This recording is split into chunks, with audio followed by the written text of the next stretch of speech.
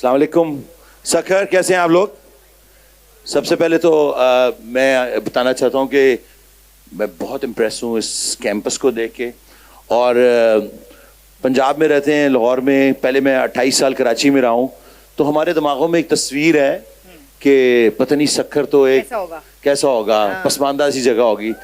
لیکن یہاں کے لوگوں سے مل کے، یہاں کی سارا دیکھ کے میں بہت ایز اے میٹر فیکٹ میں بہت دفعہ گزرتا ہوں یہاں سے، لیکن کبھی ہمت نہیں ہوئی اندر آنے کی. کیونکہ آپ کو پتا ہے یہاں سے موٹر وے ملتی ہے تو بندہ کہتا ہے جلدی سے موٹر وے پہ چڑھ جاؤ. بٹ بڑی خوشی ہوئی یہاں کے لوگوں سے، اتنے ملنسار. میں آپ کو علی بتاؤں، یہ آئی بی اے سکھر جو ہے، یہ کیمپس جس کے بارے میں بات کریں جہاں بیٹھے ہوئے ہیں، یہ انٹرنیشنل یونیورسٹی رینکنگ میں آتا ہے اب. اور لاسٹ منتھ یہ بیسٹ انٹرنیشنل یونیورسٹیز میں آیا ہے. ہمیں بڑی خوشی ہوتی ہے جب سکھر کے لوگ بڑی پوسٹ پہ جائیں گے آگے. یہ جو بچے ہیں جو پڑھ کے آگے جائیں گے دنیا میں، اپنا بھی نام روشن کریں گے، اپنے شہر کا بھی نام روشن کریں گے. But very impress with all this. Thank you so مچ.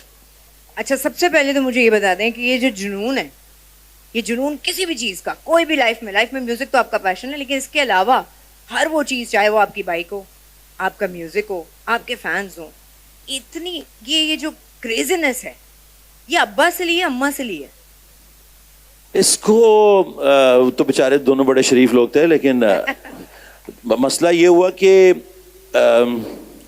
زندگی میں بہت شروع میں جب زندگی سٹارٹ کی تو 2-3 دفعہ ایسے موقع آئے کہ جس میں لگا کہ لائف ختم ہو جائے گی. کوئی ایکسیڈنٹ، کوئی کسی جنگل میں بیٹھے ہوئے بھیڑیے پڑ گئے، اور اس طرح کے بہت سارے واقعات میرے ساتھ ہوتے رہتے ہیں. Because I'm always out in the open. کبھی ڈاکو آ جاتے ہیں، کبھی کچھ. تو ہم نے ریئلائز کیا کہ زندگی بہت چھوٹی ہے.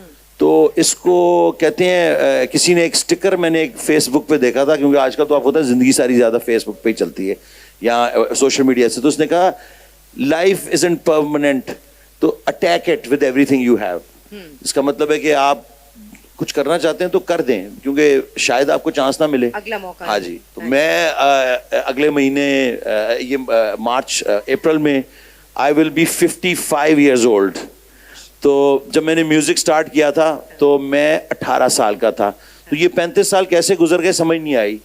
اور فیکٹ آف دا میٹر ہے کہ ہم ایکچولی آرٹسٹ ہیں، آرام پسند بھی ہیں. کبھی کام ہوتا ہے، کبھی نہیں ہوتا. تو اس وقت جب آپ بیٹھے ہوتے ہیں اپنے کسی کونے میں اور کچھ تخلیق کرنے کی کوشش کر رہے ہوتے ہیں، تو آپ سوچتے ہیں کہ یہ تخلیقی جو عمل ہے یہ ایزی نہیں آتا. مثلا موسٹ آف دی آرٹسٹ جو ہیں ان کے ساتھ یہ پرابلم ہے، وہ کہتے ہیں کہ the well runs dry، کہ کوئی یار سوچ ہی نہیں آ رہی، کوئی خیال نہیں آ رہا، کوئی جذبات نہیں بھڑک رہے. مطلب کریٹو بلاک اس لیے بھی ہوتا ہے کہ آپ لائف جینا چھوڑ دیتے ہیں. اگر آپ کو اللہ تعالیٰ نے آپ کو ماشاءاللہ اگر کمفرٹ دی ہے، آپ گھر سے نکلتے ہیں، آپ کہتے ہیں یار میں زمین گدے پہ سوتا ہوں تو مجھے اپنے لیے بیڈ بنوانا ہے. تو آپ بیڈ بنوانے کے چکر میں تگ و دو کرتے ہیں، کہیں سے کارپینٹر پکڑتے ہیں، کوئی ڈیزائن پکڑتے ہیں، آپ بیڈ بنواتے ہیں، پھر آپ آگے بیڈ پہ لیٹتے ہیں، تو وہ آپ کو ایک کمفرٹ مل گئی ہے.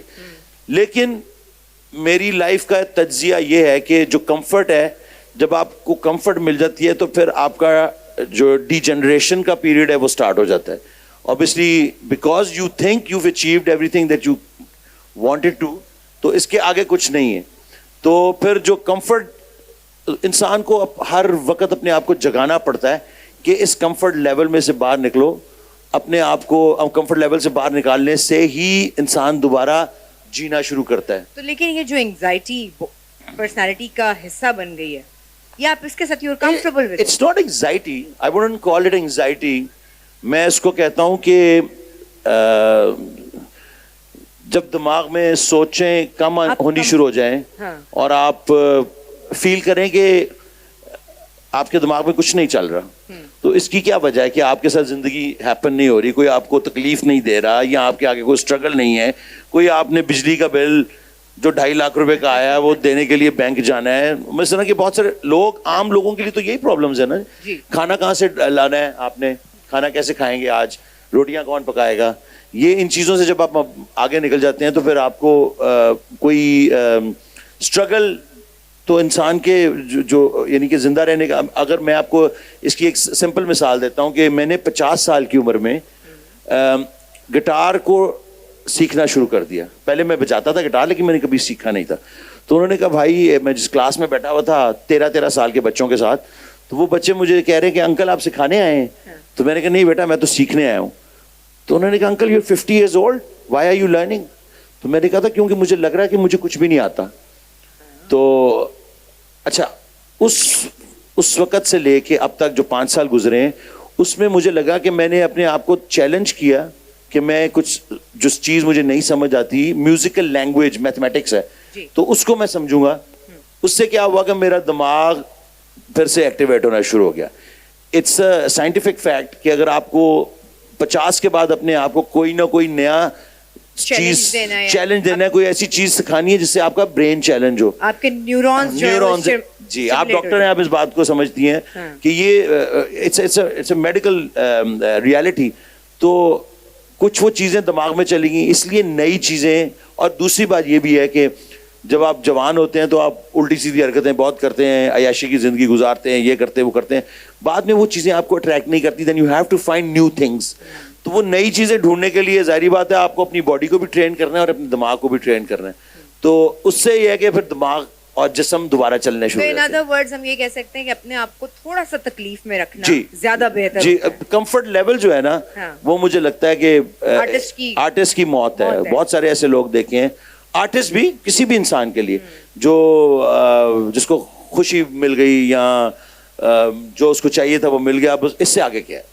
اچھا لیکن میوزک کی اگر دنیا میں ہم بات کریں, آپ نے اتنے بڑے انٹرنیشنل پلیٹ فارمز پہ پرفارم کیا ہے جہاں آج کا سنگر صرف ڈریم کر سکتا ہے. آپ ان ایوارڈز کے لیے نامینیٹ ہوئے, ان جگہوں پہ ان انٹرنیشنل آرٹسٹ کے ساتھ آپ کو ملایا گیا جو کہ آج کا سنگر صرف ڈریم کر سکتا ہے. تو میرے کہنے کا مطلب اتنی ساری اچیومنٹ کے بعد اب میوزک میں نیکسٹ کیا؟ دیکھیں میوزک پہلے بھی اس کی جو ریئلٹی تھی وہ یہ تھی کہ ہم جب ہم میوزک بنانے آئے تھے تو اس وقت نازیہ زہیب کا ٹائم تھا یا حسن جہانگیر, یا پھر کہتے تھے جی بھنگڑے کا آج کل فیشن آ گیا, تو کسی نے بھنگڑے کے گانے بنانے شروع کر دیے. کسی نے کہا کہ اب جو ڈانس میوزک کا آ گیا تو کسی نے ڈانس میوزک, کسی نے کہا جی یار لو سانگز بن رہے ہیں آج کل, آپ لو سانگز بنائیں. تو ہم نے ہمیشہ میوزک اپنے لیے بنایا کہ مجھے یہ ساؤنڈ پسند ہے, مجھے یہ سمجھ آ رہی ہے, اور اگر میں اس کو انجوائے کر رہا ہوں تو باقی جو ہمارے ارد گرد حلقہ احباب کے لوگ بھی ہیں وہ بھی انجوائے کریں گے. تو میوزک کی جہاں تک بات ہے وہ آپ ہم اپنے لیے ہی بناتے ہیں. اور بہت سارے بڑے آرٹسٹ جن کو ہم فالو کرتے تھے انہوں نے یہی کہا تھا کہ اگر عوام کے چکر میں پڑ جاؤ گے تو پھر میوزک نہیں بنا سکو گے, پھر تم ان کو خوش کرنے کے چکر میں کسی کو بھی خوش نہیں کر پاؤ گے. یہ ان سارے ینگسٹرز کے لیے میرا سوال ہے جو اپنے ڈریمز رکھتے ہیں, اپنی ان کی ایک انڈیویجویلٹی ہے, یونیکنیس ہے, اور وہ اس کو پرسو کرنا چاہتے ہیں, اسی کے ساتھ پرسسٹنٹ رہنا چاہتے ہیں. اب پاپ میوزک کے دور میں راک میوزک کرنا اور لوگوں کو کہنا یہ کون آ گیا, یہ پاگل ہے, یہ کیسے گانے گا رہا ہے, یہ کوئی میوزک ہوتا ہے؟ ایسے ہی ہے. ہاں مجھے یاد ہے کہ جب ہم نے پہلا سیو نی والی البم ہم نے ریلیز کی تو لوگوں نے ہماری کافی ہمیں خرچہ پانی دیا نا, اخباروں میں ادھر ادھر, نے کہا یہ دیکھو کون آ گئے لمبے بال اور یہ وہ. اور نواز شریف صاحب اس وقت تھے پرائم منسٹر, انہوں نے تو کہا یہ جینز والے لڑکے تو بین ہی کر دو, تو ہم ٹی وی پہ بھی نہیں آ سکتے تھے. تو کچھ ایسا عرصہ چلا جس میں ہم کافی ڈپریس تھے کہ بھائی ہمارے تو اپنی قوم نے ہمیں ریجیکٹ کر دیے. حالانکہ اس البم کے اندر زیادہ تر صوفی کلام تھا, اس کے بعد علامہ اقبال کا کلام تھا, اس کے بعد پھر ہم نے لوگوں نے کہا ہوگا یہ کون صوفی لوگ ہیں, اس کے بعد ہم نے اس البم میں ڈرمز بھی نہیں یوز کیے تھے جو ویسٹرن ڈرمز ہیں, اس میں صرف تبلا اور ڈھولک تھا, لیکن لوگوں نے ریجیکٹ کر دیا. انہوں نے کہا یہ علامہ اقبال کا کلام کیسے گا رہا ہے, خود ہی کو کر بلند اتنا کہ ہر تقدیر, یہ کیا طریقہ ہے بھائی اقبال کو گانے کا. اور جتنے بھی جس کو کہتے ہیں ٹریڈیشنلسٹ ہیں انہوں نے بہت ہیوی ریئیکشن لیا, اور ہم بھی کام کر چکے تھے اور ہم کام کر کے ڈپریس ہو گئے. ہم نے کہا یار اب یہ کیا ہو رہا ہے. اور اللہ تعالیٰ کا یہ کرنا ہوا کہ وہ البم کسی نے ہم سے ریلیز کی, EMI یا کوئی اور کمپنی تھی مجھے یاد نہیں ہے, ہندوستان میں. اور ہندوستان میں وہی گانے جو یہاں پہ پٹ چکے تھے, یا لوگوں نے ان کے لیے بہت ہارڈ امیج تھا وہ کہ یہ کیا کر رہے ہیں ہمارے کلچر کے ساتھ, ملتان کے مزاروں پہ بیٹھ کے گانے گا رہے ہیں, اور یہ کیا ہو رہا ہے بھائی, یہ اللہ اللہ کر رہے ہیں, یہ اللہ اللہ, یہ راک میوزک کی تو بات, یہ تو بڑی کفر کی بات ہے. تو اسی وقت انڈیا میں یہ گانے نمبر 1 پہ چلے گئے. اب چینل وی, MTV اور ان سب سے آ رہے, تو پاکستانی عوام نے کہا آپ کو پتہ ہے وہاں سے اگر سلام مل جائے تو پھر یہاں کی عوام بھی کہتی ہے ہاں جی واہ بہت اچھے, بھائی اکشے کھنہ نے کہہ دیا ہے, فلاں امیتابھ بچن نے کہہ دیا, اب تو ٹھیک ہی ہوگا. تو یہ ریئیکشن دیکھا ہم نے. لیکن میری زندگی کا جو سفر ہے 35 سال سے ہم اس شعبے سے منسلک ہیں, تو ہمیں کبھی بھی فرق نہیں پڑا, کیونکہ لائک اے سیڈ کہ ہم اپنے لیے میوزک بناتے تھے, اور وہ ہمیں کوئی فرق نہ پڑتا کہ اگر وہ کوئی نہ سنے. وہ تو آپ کو ایک ایکسٹرا آرڈینری چیز چلی گئی نا, کہ آپ کو دنیا بھر کے چینلز نے ٹاپ ریٹڈ قرار دے دیا, ساری چیزیں ہو گئیں جس کی کوئی امید نہیں. لیکن ورلڈلی میٹر میں ویسے بات کر رہی ہوں کہ آپ کو کبھی ریگریٹ نہیں ہوا. وہ تو آپ کو ایک اچیومنٹ ایکسٹرا آرڈینری مل گئی, وہ تو الگ بات ہے, لیکن کبھی آپ کو یہ ریگریٹ نہیں ہوا یار میں اگر اس طرف چلا جاتا دوسری طرف تو شاید میں بہت ساری اور چیزیں اچیو کر سکتا جو میری زندگی کو مزید کمفرٹ دے دیتی؟ دیکھیں کوئی بھی انسان دنیا میں عقل کل نہیں. میں سمجھوں شاید میرے اندر بہت عقل ہے, لیکن ہر چیز کی عقل تو نہیں ہو سکتی. میں کسی معاملے کو سمجھ سکتا ہوں اور کسی معاملے میں بالکل پیدل بھی ہو سکتا ہوں.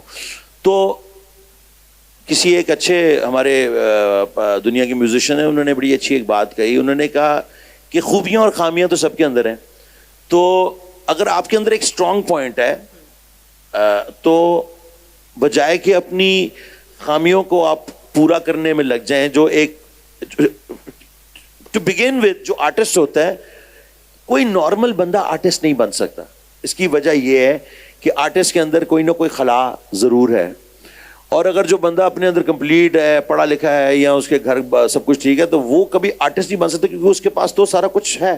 تو آرٹسٹ جو ہے وہ اپنی کمی پوری کرنے کے لیے وہ آرٹ کریٹ کرتا ہے, ٹھیک ہے جی, اور اس کمی کو وہ پورا کر سکے نہ کر سکے تو وہ تگو دو تو ساری عمر ہی رہے گی. تو artist, being an artist is not an easy job.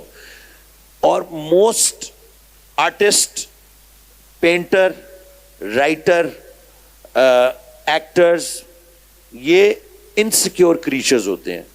Emotional insecure creature اس طرح ہوتے ہیں کہ میں نے ایک شعر لکھا, اب وہ میں شعر خود اپنے آپ سے پڑھ رہا ہوں, پھر میں نے ایک دوست کو سنانا ہے وہ شعر, اور میں ڈر رہا ہوں کہ یار یہ میرا شعر سن کے کیا کہے گا کہ یار یہ کیا بات, یہ تو کوئی بات نہ ہوئی, یہ تمہارا تو قافیہ ہی نہیں ملتا, یا یہ تمہاری کیا سوچ ہے. تو ایک ایکٹر بھی ہوگا, وہ اپنا کوئی بھی کام, اس نے کوئی سین شوٹ کیا ہوگا, وہ اپنے کسی دوست یا ماں بہن کے ساتھ بیٹھ کے دیکھنے سے شرما رہا ہوگا, کرنج کر رہا ہوگا. I'm sure that happens with you also, کہ آپ اپنے کوئی کام کر رہے ہیں اور اس کے بعد آپ کرنج کر رہے ہیں کہ اب میں اس کو کیسے دیکھوں, I could have done this better. تو یہ تک ہو تو زندگی کے ساتھ چلتی رہے گی کہ انسان obviously you can always do better. اگر آپ جس دن سیٹسفائی ہو گئے ہیں, وہ کمفرٹ لیول آ گئے, تو پھر ڈی جنریشن کی طرف کام چلا گیا. اچھا, یہاں جتنے سارے ینگسٹرز موجود ہیں, ان میں سے بہت سارے ایسے ہوں گے جنہیں کوئی کریز ہوگا کسی خاص چیز کا, کوئی خاص چیز کرنا چاہتے ہوں گے, پیشن ہوگا کسی چیز کا زندگی میں, لیکن ان کے بڑے ہمیشہ ان کو تھوڑا مخالفت کرتے ہوں گے, اس لیے کبھی کبھی بڑوں کے ساتھ ذرا ریبیلیس ایٹیٹیوڈ بھی ہو جاتا ہے. ہمارا یہ اسٹار بھی ایسے ہی تھا کہ جس میں جب انہوں نے میوزک شروع کیا تو اس وقت لوگوں نے کہا, جو میوزک سمجھتے تھے جیسے ابھی انہوں نے کہا, تو انہوں نے کہا یہ کس قسم کا کیسا. تو آپ اس وقت ان لوگوں کو کیا میسج دینا چاہیں گے جو سو کالڈ ریبیلیس ہیں؟ دیکھیں ریبیلیس تو شاید میں اتنا نہیں کہوں گا. ریبیلیس ہوتا ہے کہ آپ کی امیجیٹ فیملی, جس طرح آپ کے والدین ہیں, ماں اور باپ, یہ آپ کی سوسائٹی کو چھوڑ دیں. سوسائٹی کو کبھی آپ خوش نہیں کر سکتے. آپ سوچیں وہ فلانے محلے میں خالہ خورشیدہ بیٹھی ہے اور وہ میرے کسی کام سے خوش ہوگی, تو آپ بے وقوف ہیں. آپ کو خالہ خورشیدہ کے بارے میں سوچنا ہی نہیں چاہیے, آپ کو اپنے بارے میں سوچنا چاہیے. کہ مسئلہ یہ ہے کہ جب میرے والدین, جب میں نے اپنی خواہش کا اظہار کیا کہ بھئی میں تو میوزیشین ہوں, میں گٹار بجانا سیکھنا چاہتا ہوں یا گانا گا رہا ہوں, تو وہ ہنسے.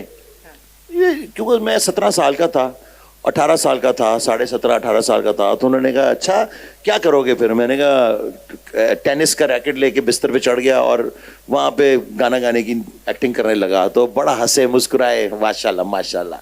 یعنی کہ اس کے بعد جب میں نے ایک شو ہوا جس میں کسی اخبار نے ایک ملی نغموں کا, تو اس میں ہمارا ایک گانا انٹر ہوا تھا, ہم نے وہ پرفارم کرنا تھا. تو اس میں کوئی 10-12 بینڈس تھے اور پہلی دفعہ پاکستان میں کارڈ لیس مائک آیا. تو کارڈ لیس مائک تو کبھی کسی نے دیکھا ہی نہیں تھا. تو وہ شو ہوا تو میرے والدین آ گئے شو پہ, اور ان کو نہیں پتا تھا کہ یہ رات کو تیار تیار ہو کے کہاں جاتا ہے, اور انہوں نے سمجھا کوئی ڈاکو ڈکیتی کرتا ہے, کچھ کرتا ہے, چوری چکاری کرتا ہے, آوارہ گردی کرتا ہے, ہمیں نہیں پتا کیا کرتا ہے, because I was growing up, جوان ہو رہا تھا.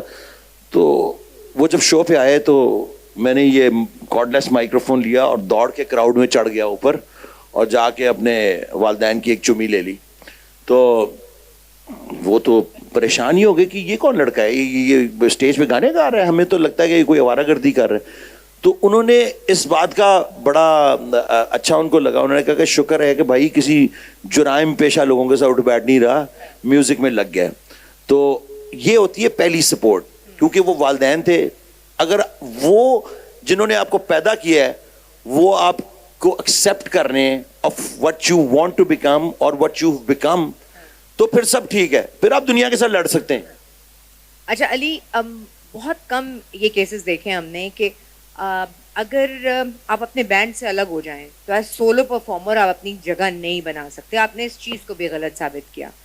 وہ کتنا چیلنجنگ تھا, وہ فیز کیسا تھا؟ کیونکہ آپ اپنے فرینڈ سے الگ ہوتے ہیں, آپ کی میوزک جو ہے وہ ٹیون ہو چکی ہوتی ہے اس وقت تک کہ آپ نے بنانا ہے, تو یار اس کا یہ کام ہے, میرا یہ کام ہے. تو ایز اے سولو پرفارمر میں آپ کے اپنے انڈیویجول چیلنج کی بات کری, وہ کتنا مشکل تھا؟ اچھا, میرا انڈیویجول چیلنج یہ تھا کہ آپ سب لوگوں کو لگے کہ کہتے ہیں, میرے اکثر دوست مجھے کہتے تھے یار پنجابی میں کہتے ہیں نا تھوڑے دے وچ بہتا پی گیا, یعنی کہ تھوڑے میں زیادہ پڑ گیا. تو مجھے یاد ہے کہ چینل وی ایوارڈز ہوئے, اس میں بہت سارے بڑے بڑے ویسٹرن بینڈس تھے جن کے ہم فینس تھے, اور ایک اور بینڈ بھی نامینیٹڈ تھا جس کا میں بہت بڑا فین تھا, اور میں ان کے آگے پیچھے پھر رہا تھا بیک اسٹیج. اسی طرح کا پنڈال تھا اور وہ پیچھے اسٹیج لگا ہوا تھا اور میں ان کے آگے پیچھے بیٹھا تھا. تو پھر بتائیں اس سال میں کیا ہوا, and what did you do, and what you know, وہ بڑے they were also very very very nice. The band was called Def Leppard. تو میں ویوین کیمبل ایک بندہ تھا اس کے ساتھ, میں کہتا تو تم رونی جیمز ڈیو کے ساتھ بجاتے تھے, تو کیا ہوا آج تک؟ کہتے ہمیں آج تک کبھی ہوا. ہم اس طرح کی باتیں کر رہے تھے. ایوارڈز ہوتے ہیں اور وہ نام لیتے ہیں جنون, اور ہم سٹیج پہ جاتے ہیں, ہم وہ ایوارڈ لیتے ہیں, اور میں ہکا بکا ہوں کہ بھائی ہم یہ ایوارڈ جیت گئے, Channel V, these guys, Sting, Def Leppard, all these guys are around. ہماری زندگیوں میں ہم نے صرف انہیں کا میوزک سنا, تو میں بڑا پریشان. اس وقت ایک ڈپریشن, یا پتہ نہیں, اب آرٹسٹ ایک کمپلیکیٹڈ کریچر ہے, I can't tell you why but that happened. اور اس بڑی جگہ پہ پہنچ کے معراج جس کو سارے آرٹسٹ سمجھتے ہیں, میں ایک ڈپریشن میں مبتلا ہو گیا. مجھے خوشی نہیں ہوئی. میں کمرے میں آیا اور میں بڑا عجیب سا ایک آف سا فیل کر رہا تھا. اچھا, اس کے بعد جنون کے کانسرٹ بڑے سے بڑے ہوتے گئے. انڈیا گئے, 1.5 لاکھ بندے کے لیے ایک کانسرٹ بجا دیا. کسی اور چھوٹے شہر میں گئے تو 80,000 لوگ آ گئے. بنگلور میں سارا دن بارش ہوتی رہی, گراؤنڈ میں 3-3 فٹ پانی کھڑا ہوا تھا, اور ہم اسٹیڈیم میں جاتے ہیں اور 70,000 بندہ پانی میں کھڑا ہوا ہے. تو اٹ بیکیم ٹو بگ, اور پریشر بھی بڑھتا جاتا ہے اس کے ساتھ کہ آپ نے اپنی بیسٹ پرفارمنس دینی ہے, آپ نے اپنا بیسٹ بیہیویئر رکھنا ہے. That was always difficult for me to be on my best behavior. تو پھر جب یہ بینڈ ختم ہوا تو میں نے فیصلہ کیا کہ میں اب اس کو اسکیل ڈاؤن کروں گا. میں نے اتنے بڑے اسٹیڈیمز میں نہیں بجانا, کیونکہ ایک آرٹسٹ ہونے کی بات ہے کہ ہم ایک چھوٹے اسٹیج پہ, ہمارے ارد گرد 300 لوگ ہیں, ہم اس کو زیادہ انجوائے کرتے ہیں کیونکہ وہ بالکل ہمارے قریب ہوتے ہیں. ان کی شکلوں پہ, ان کے ریئیکشن سے, ان کو ریئیکشن سے پتہ چلتا ہے. It's like being on stage. Big rooms, you lose the music and you lose yourself also. تو میرے لیے بڑا سوٹیڈ تھا اس وقت. میں نے اپنے آپ کو کام ڈاؤن کیا اور اپنا میوزک جو مجھے پسند تھا وہ کیا, اور اس کے ساتھ پھر سلولی دوبارہ بلڈ اپ کرنا شروع کیا. اور میرا مقصد دوبارہ اسٹیڈیمز میں جا کے بجانا نہیں تھا. میرا مقصد تھا میوزک بجانا, اور as long as I am interested. پچھلے 3-4-5 سال پہلے جب میں نے آپ کو گٹار والی اسٹوری بتائی کہ میں نے سیکھنا شروع کیا, اس سے پہلے مجھے کوئی تقریباً 28 سال ہو چکے تھے میوزک بزنس میں, اور میں انٹرسٹ لوز کر چکا تھا. آئی ڈنٹ وانٹ ٹو سنگ دا سیم سانگس. کانسرٹ پہ جانا میرے لیے ایک بڑا عذاب تھا. میرے مینیجر میرے سے بڑے تنگ ہیں, اور وہ کہتے ہیں آپ بالکل کوشش بھی نہیں کرتے ہیں. مجھے یاد ہے فریہ الطاف ہے ہماری کیٹ واک, انہوں نے کہا کہ علی تم نے نا اب تو بالکل ہی یعنی کہ کوشش بھی کرنی چھوڑ دی ہے. تم شو پہ آتے ہو, تم نے پجامہ پہنا ہوا ہے, جو کہ آج بھی میں نے پہنا ہوا ہے. نارملی میں نے ٹریک سوٹ کا پجامہ پہنا ہوتا ہے, ایک ٹی شرٹ ہوتی ہے. انہوں نے کہا یار کچھ تو اب سٹارز والی, میں مطلب کوئی جیکٹ, کوئی بندہ گوٹے کنارے والے کپڑے, کوئی میک اپ, کچھ تو کر کے آؤ, شیو تو کر کے آؤ خدا کے لیے. تو میں کہتا تھا یار آئی ایم ناٹ انٹرسٹیڈ, اگر کسی نے میوزک میرا سننا ہے تو وہ میں سنانے کے لیے آ رہا ہوں, but I am not I candy. I have never been, کبھی بھی میری شکل فواد خان جیسی نہیں تھی. تو میں نے کہا میں لکس تو بیچ ہی نہیں رہا. تو مجھے سمجھ آ گئی کہ یہ تو وہ انٹرسٹ ختم ہو گیا تھا. لیکن لائک اے سیڈ کہ وہ جو 5 سال پہلے میں نے گٹار بجایا, اور اس کے اندر پھر میں نے میوزک کے اندر اپنے ہوئی پرانے گانوں کے اندر ایڈیشن شروع کر دی to play that music again and again but with something else.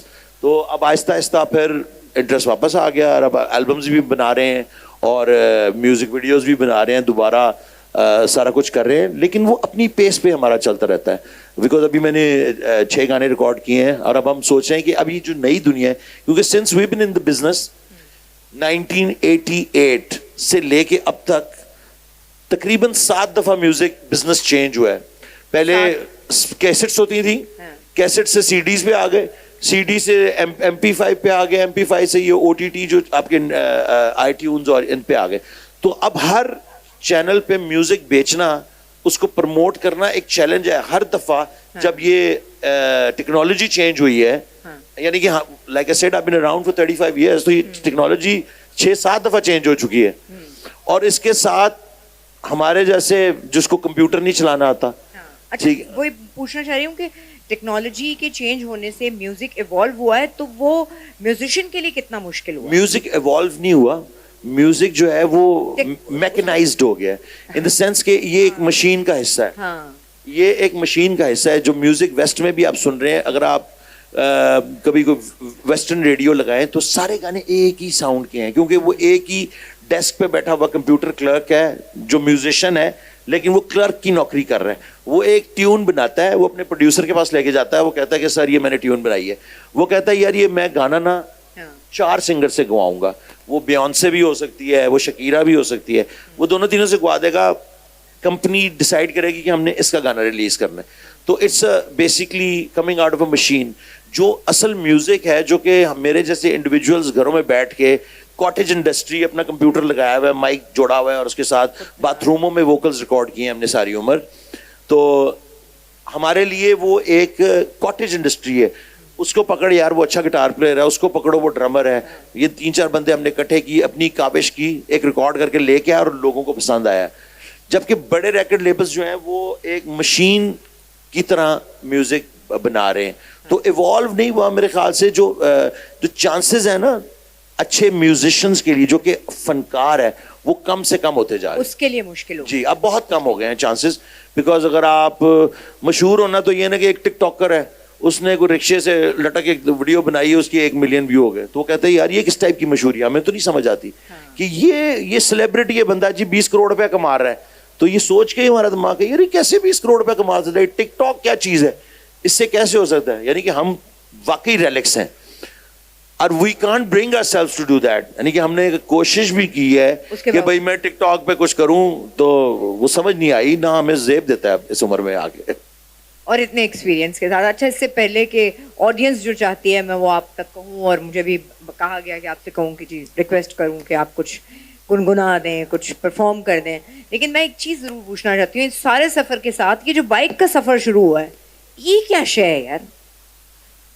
یار ہوا یہ کہ 18 سال کی عمر میں جب میں نے پہلا بینڈ جوائن کیا, تو میں نے 3 مہینے میں اس بینڈ سے 16,000 روپے کمائے تھے.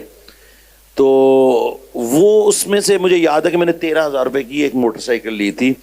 اور جیسی میں نے موٹر سائیکل لی تھی, میں 17-18 سال کا تھا, تو میں وہ موٹر سائیکل لے کے سیف الملوک چلا گیا لاہور سے.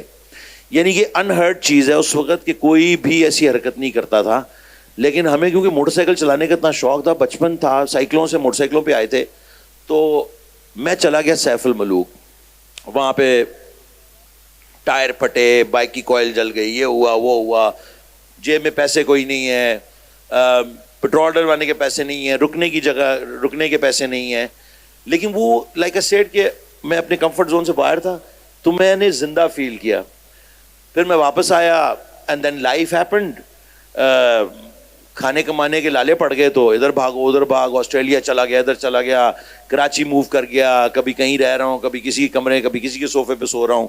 تو کافی وقت گزر گیا. 20 سال گزرنے کے بعد پھر اللہ تعالیٰ نے موقع دیا تو میں نے ایک موٹر سائیکل خریدی, اور میرے دماغ میں یہی تھا کہ یار وہ جو فیلنگ تھی نا, جو 18 سال پہلے جو میں نے فریڈم فیل کیا تھا, جو لائف فیل کی تھی میں نے, وہ کیسے دوبارہ ہوگا. تو وہ پھر موٹر سائیکل لے لی. اور مجھے یاد ہے کہ میں نے 2011 میں, اس سال میری شادی بھی ہوئی تھی, اور میں نے موٹر سائیکل پہلی خریدی جو پراپر ٹورنگ بائک تھی. تو انہوں نے مجھے بڑا منع کیا کہ بھائی آپ دیکھیں سندھ میں سے نہیں جانا, بڑے ڈکیت ہوتے ہیں, اٹھا کے لے جاتے ہیں, سکر پنو عقل سے تو بالکل نہیں گزرنا. تو ہمارے دوست تھے اس زمانے میں نے NDU یونیورسٹی سے ایک کورس کیا تھا, بلکہ ایک آدھے ہمارے کو جاننے والے آئے بھی ہوئے ہیں جو کہ NDU میں ہمارے ساتھ تھے. تو سکر میں وہ نئے نئے دوست بنے تھے, انہوں نے پریس کلب مجھے بلا لیا. میں بائک پہ جا رہا تھا, میں نے کہا چل یار سکر بھی دیکھ لیتا ہوں. میں گھس گیا اندر, پریس کلب ڈھونڈ کے ان کے پاس چلا گیا, سب اپنے جرنلسٹ دوستوں کے ساتھ بیٹھا رہا. پھر میں نے کہا نکلتا ہوں. میں جب نکلا تو یہ جو روڑی کا علاقہ ہے, یہاں پہ سارے اکثر نا پل کے پاس ٹرک پھنسے ہوتے ہیں, آپ کو تو پتہ ہی ہے, آپ سکر کے رہنے والے ہیں سارے, کہ ادھر سارا ٹریفک پھنسا ہوتا ہے. تو میں کچے پہ اتر گیا. اب مجھے کیا پتا تھا کہ یہ پنو عقل کا علاقہ ہے. تو کچھ لوگ آ گئے بندوقیں شندوقیں لے کے. تو مجھے اچھی طرح یاد ہے کہ ان کے جو شارٹ گنز تھی ان کے پاس, ان کے پٹے تھے نا, پٹوں پہ شیشے لگے ہوتے ہیں, سندھ میں وہ شیشوں والے پٹے پہنتے ہیں.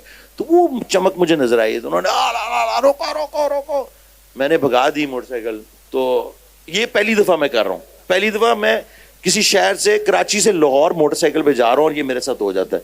اب وہ کچے کا علاقہ تھا, میں اس میں کچے پہ بائک چلا رہا ہوں بڑا اپنی طرف سے. پھر میں نے روک کے I mean I was carrying a weapon obviously کہ میں تھوڑا سا ڈرا بھی ہوا تھا, تو بٹ تھا اکیلا بالکل. تو وہ بس پھر میں نے روک کے ان پہ اوپر 4-5 فائر کیے, تو وہ پھر ادھر ادھر بھاگ گئے سارے. تو میں بھاگا وہاں سے, اور بس ٹانگیں کانپ رہی تھیں, کانپے ٹانگتے ٹانگتے میں کسی طریقے سے پہنچ گیا وہاں پہ, بہاولپور نہیں سوری رحیم یار خان پہنچ گیا. تو وہاں جا کے مجھے سوچا کہ یہ ہوا کیا ہے میرے ساتھ, میں نے کیا کیا ہے, یہ تو انکالڈ فار ہے. یعنی کہ یہ کہ آپ بیل مجھے مار. ابھی بھی کچھ دوست میرے ساتھ بیٹھے ہوئے تھے, پنو عقل کینٹ میں رہتے ہیں, تو انہوں نے کہا کہ وہ تو یہاں تو جی بڑا کچے کا علاقہ ظالم ہے, یہ لے جاتے ہیں بندے کو, کارپیٹ ڈال کے گاڑی لوٹ لیتے ہیں, یہ وہ. تو ابھی تک ایسی باتیں ہوتی ہیں. تو میں آج سے 20 سال پہلے یہ بات آپ کو بتا رہا ہوں, لیکن اس دن کے بعد سے یہ ڈر نکل گیا, کیونکہ بات صرف اتنی ہے کہ یہ لوگ تو ہمارے ہی ہیں. یعنی کہ اگر پنجاب ہو, لیا کا علاقہ ہو, یا کشمور ہو, بلوچستان کا علاقہ, اب ہمیں ایک پلان بنایا تھا کہ ہم جائیں گے کوئٹہ کی طرف, تو ہمیں ہر بندے نے منع کیا ہے کہ آپ ادھر نہیں جائیں. کیوں جائیں گے بھائی, ادھر لوگوں کو آج کل مار رہے ہیں, لوٹ لیتے ہیں. تو جب سے پیدا ہوئے ہیں یہی ڈر ہمیں دیا گیا کہ بھائی ادھر نہیں جانا, یہ نہیں کرنا, فلانی جگہ پہ تمہیں لوٹ لیں گے, فلانی جگہ تمہیں مار دیں گے, اٹھا کے لے جائیں گے. تو ایسے کیسی زندگی گزاری جا سکتی ہے؟ آپ نے فل آنیسٹی کے ساتھ جواب دینا ہے. جی, آرٹسٹ جو ہے وہ اپنی فیملی کے لیے, یا وہ ساری اٹیچمنٹ جو اس کی ایموشنل اٹیچمنٹس ہوتی ہیں, ان کے لیے مشکل ہوتا ہے. میں سمجھا نہیں آپ کا سوال. میں نے آپ سے کہا کہ اپنی فیملی کے لیے ہمارے آپ کا ایک انداز ہے, ایک شخصیت ہے, ایک آپ گھومنا چاہتے ہیں, پھرنا چاہتے ہیں, لیکن وہ فیملی جو آپ کے آگے پیچھے ہے, وہ یہ سارے کیوس میں اس کا کیا حال ہوتا ہوگا یار؟ دیکھیں, گارنٹی کسی چیز کی ہے, میں گارنٹی کی بات کرتے ہیں تو کہتے ہیں کہ جی پاکستان میں سب سے بڑا جو مسئلہ ہے ایک عام انسان کے لیے, وہ کہتے ہیں یار میں بڑا ہوں گا, میں کالج جاؤں گا, اور میں 5 مرلے 10 مرلے کنال کا گھر بنا لوں, میرے لیے یہی معراج ہے. ایسا ہی ہے کہ نہیں؟ تو فائنینشیل سیکیورٹی آ گئی, اس کے بعد آپ نے زندہ رہنا چھوڑ دینا ہے. کیونکہ پاکستان ایک ایسا خوبصورت ملک ہے جہاں پہ 1200 کلومیٹر کی بیچز ہیں. آپ نے شاید کلفٹن سی ویو والی بیچ ہی دیکھی ہوگی. ڈر کے مارے کبھی اورمارا تک نہیں گئے, کہیں آج تک گوادر تک نہیں گئے. پھر یہاں کراچی سکھر میں بھی میرے ایسے دوست ہیں جن کو کہتا ہوں یار آؤ پہاڑوں پہ چلیں, تو وہ کہتے ہیں بھائی وہاں پہ تو ڈر نہیں لگتا. تو میں نے کہتی یار ڈر کس چیز کا ہے بھائی, موت جو ہے وہ گھر بیٹھے بھی آ سکتی ہے. میرے ساتھ ایک واقعہ ہوا تھا کہ میں ایک کرائے کے مکان میں رہ رہا تھا, تو جو چلتا ہوا پنکھا تھا وہ میرے اوپر گر گیا, چلتا ہوا پنکھا, اور میں اپنی طرف سے گھر میں سیکیور بیٹھا تھا کہ یہ گھر ہے میرا, ادھر میں سیکیور ہوں, نہ مجھے کچھ ہوگا. تو باہر نکلوں تو موت میرا انتظار کر رہی ہے. اب یہ کیا خوف ہے یار؟ اس کا مطلب ہے کہ آپ نے زندہ رہنا چھوڑ دیا ہے, آپ زندہ رہنا ہی نہیں چاہتے. آپ کی والدہ نے آپ کو کہہ دیا بیٹا نہیں سائیکل پہ باہر نہیں جانا, باہر بسیں بڑی تیز چل رہی ہیں, آپ نے یہ نہیں کرنا, یہ ہو جائے گا. آپ کو تو سوسائٹی آدھا تو آپ کو ویسے ہی مار دیتی ہے کہ آپ کے دماغ میں جو بھی چل رہا ہے آپ اس کو کبھی عملی جامہ پہنا ہی نہیں سکتے, کیونکہ آپ کو عوام, دوست, بچے کھینچے نہیں, آپ یہ نہیں کر سکتے. تو اس طرح کب تک چلے گا؟ پھر وہ لوگ ناخوش ہوتے ہیں نا, اس لیے پھر وہ یہ سارے جو سوسائٹی میں جو پیچیدگیاں اسی وجہ سے ہوتی ہے کہ انسان کو اتنا منع کیا جاتا ہے ہر چیز کرنے سے. اب ویسٹرن سوسائٹی میں شاید یہ کہ اچھی بات ہے کہ وہ 18 سال کی عمر میں بچہ گھر سے باہر نکلتا رہا پھر جو مرضی کرے. بری بات یہ ہے کہ وہ فیملی سے ڈسکنیکٹ ہو جاتا ہے. ہمارے یہاں یہ ہے کہ ہمارے لیے فیملی سب کچھ ہے اور ہم ان کے لیے سب کچھ کرتے ہیں. لیکن کیا, یہ سوال میں آپ سب سے بھی پوچھتا ہوں, اگر آپ اپنے بچوں کے لیے 10 کروڑ روپیہ چھوڑ کے چلے جائیں اور مر جائیں کل کو, اور پھر آپ گارنٹی دے سکتے ہیں کہ جو آپ کی بچیاں ہیں ان کو آپ نے 10-10 کروڑ روپے دے دیے ہیں تو وہ اپنی زندگی میں خوش رہیں گی؟ کیا ان کی مینٹل ہیلتھ صحیح رہے گی؟ کیا ان کی ازدواجی زندگی اچھی رہے گی؟ ان کو انسان کا بچہ ملے گا جو کہ ان کو خوش رکھے گا؟ یا ان کو کوئی ایسی بیماری نہیں ہوگی کیونکہ آپ ان کے لیے اتنا پیسہ چھوڑ کے جا رہے ہیں تو وہ بالکل صحیح رہیں گے؟ اور اللہ تعالیٰ کی کیا گارنٹی؟ تو گارنٹی کچھ نہیں ہے. تب ایک بات سمجھ آئی کہ اللہ بے نیاز ہے. تو ہم ساری عمر سے یہ سنتے رہے ہیں کہ الغافل, اللہ بے نیاز ہے, غافل ہے, الغافل الغافل. تو ہمیں سمجھ کبھی نہیں آئی, کیونکہ ظاہری بات ہے جس سوسائٹی میں ہم رہتے ہیں ہم میں سے بہت کم لوگ اذان سن کے میوزک تو بند کر دیتے ہیں لیکن شاید نماز کا مقصد اور مطلب نہیں جانتے. تو الرحیم, الغفور, یہ سارے نام ہم سنتے رہتے تھے. تو یہ سب اللہ تعالیٰ کی کوالٹیز ہیں, اور ان کوالٹیز میں سے سب سے امپورٹنٹ کوالٹی مجھے وہ لگی کہ اللہ بے نیاز ہے. تو انسان کو بھی اس دنیا میں سے گزرنے کے لیے, کیونکہ آپ صرف گزر ہی رہے ہیں یہاں سے, you are a time transient creature, اور صرف آپ گزر رہے ہیں, تو آپ کو گزرنے کے لیے بے نیاز ہونا ہی پڑے گا.